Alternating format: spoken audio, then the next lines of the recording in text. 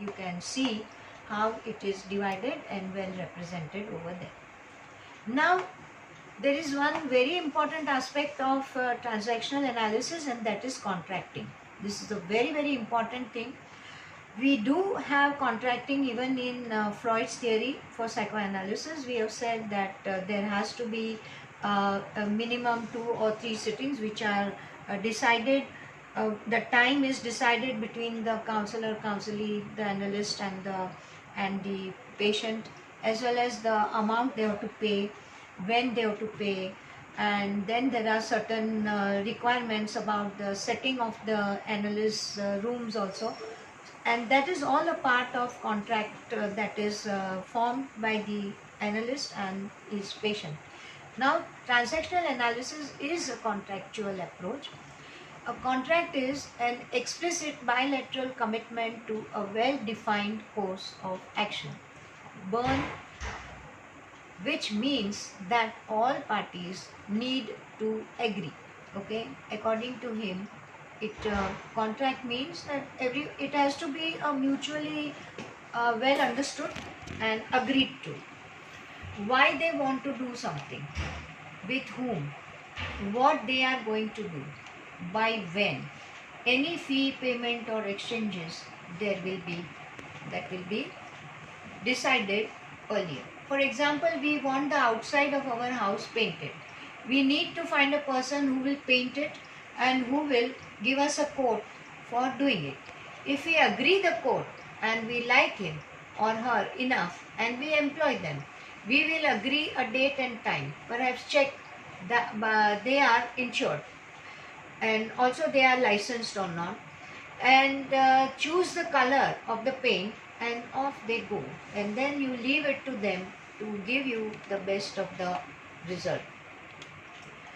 All parties need to be committed to the contract, and are they willing to undertake what is required. So they have to be agreeable to whatever is decided. Does it fit within any statement of purpose and function? Is it legal? In summary, contracts need to be measurable, manageable, and motivational. Measurable means that the goals need to be tangible. It cannot be something in fantasy. It has to be something that one can achieve, that each party involved in the contract will be able to say in advance how they will know when the goal has been achieved. The goal will be specific and behavioral and clearly defined. The contract will also need to be manageable and feasible for all those concerned. So these are the conditions which both the parties, all the parties involved have to be agreeable to, and then start working on it. Now let's go to the next very important concept of TA, and that is the drama triangle. Dr. Stephen Kaufman developed the theory of drama triangle based on Dr. Eric Berne's transactional analysis theory. In the drama triangle, we, like any one of us, rotate through the roles of persecutor, victim, or rescuer in our interaction with other people. So any one of us can be a victim, a persecutor, or a rescuer. What are those three roles? See, it's all a drama theory actually, and there can be many roles played, but these three roles are observed dominantly coming to fore in the interactions between people.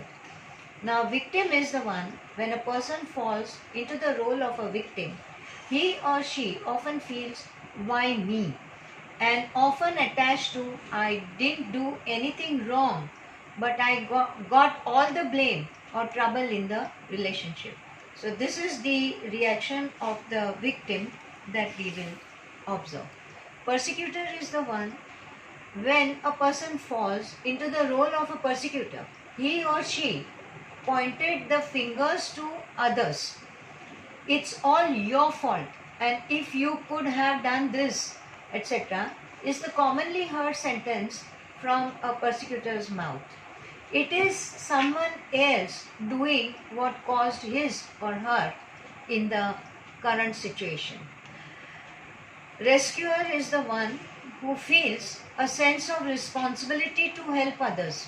When a person falls into the role of rescuer, he or she tends to have the belief that helping others is a virtue and feels an obligation to always jump into rescuing others. You've seen this happening quite commonly in our interactions with people. When a person is in a rescue position, he or she feels guilty for not helping or saving others. They may take the responsibility of saving others. If they can do it, it's fine. If not, then they can invite guilt for themselves. We all play all three of the above roles in our daily life. For example, any one of us can lend a hand and to rescue anyone daily.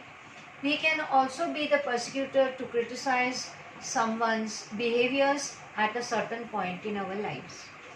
We can even feel like a victim to be blamed for something that is not our responsibility. You see this everywhere in our interactions with people. Like you may be a rescuer for a friend who has to complain about her family or her husband or children not studying, etc. So you become a rescuer there. Then you can be a victim if your boss is shoving all kinds of responsibilities over you and you are expected to do everything to his satisfaction. Then in that case you are a victim. So like that.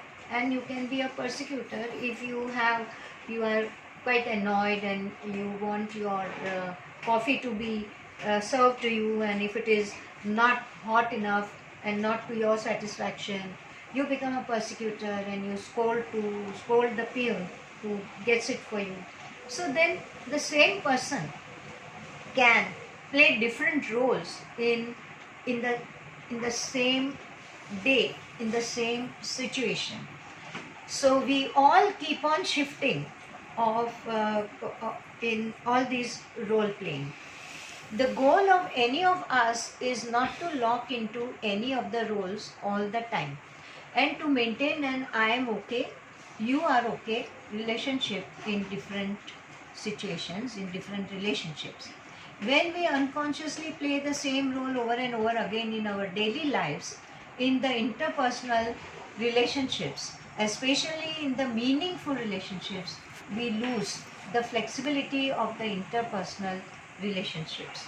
For example, if the husband is a persecutor all the time and the wife is a victim, and they keep on playing the same role all the time, then in that case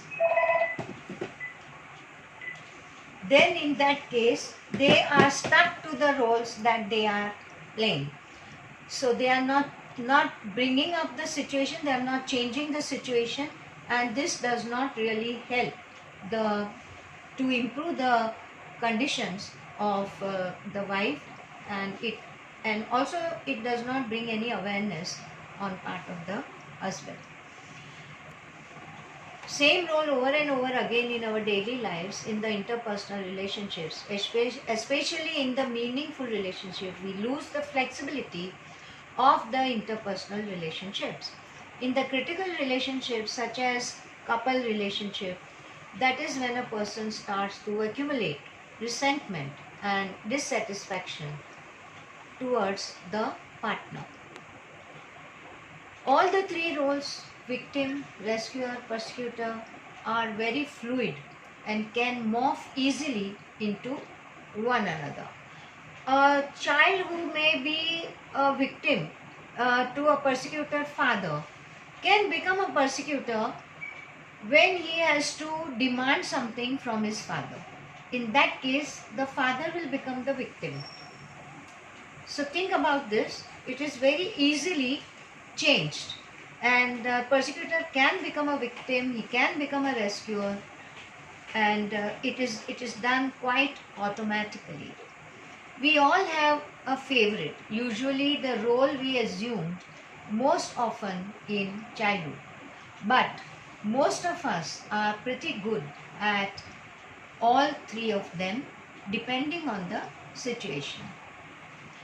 Once you become aware of your partners, it becomes much easier to recognize the game and eventually step out of it. Since the drama triangle is all about being the other people's business, stepping out of it requires you to remain firmly in your own role. Structural analysis can be useful to us workaholics to help us understand and diminish our addiction to excessive working.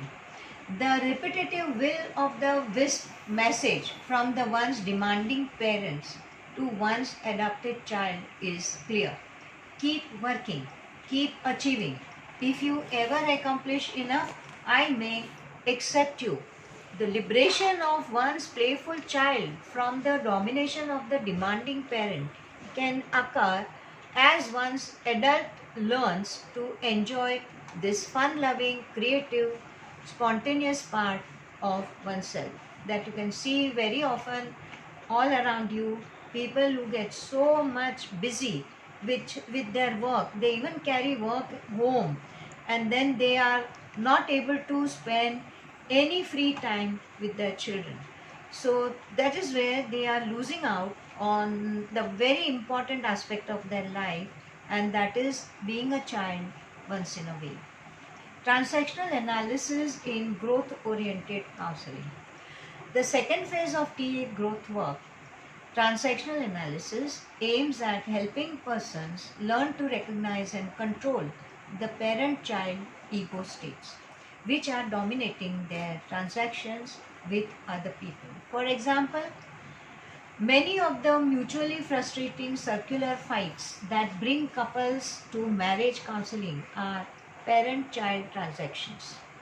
To illustrate, a husband arriving late responds defensively to his wife's adult questions about his lateness by coming on with his critical parent, evident in his accusing, condescending tone of voice and verbal attack.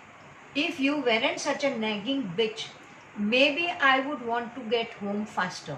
Did you ever think of that?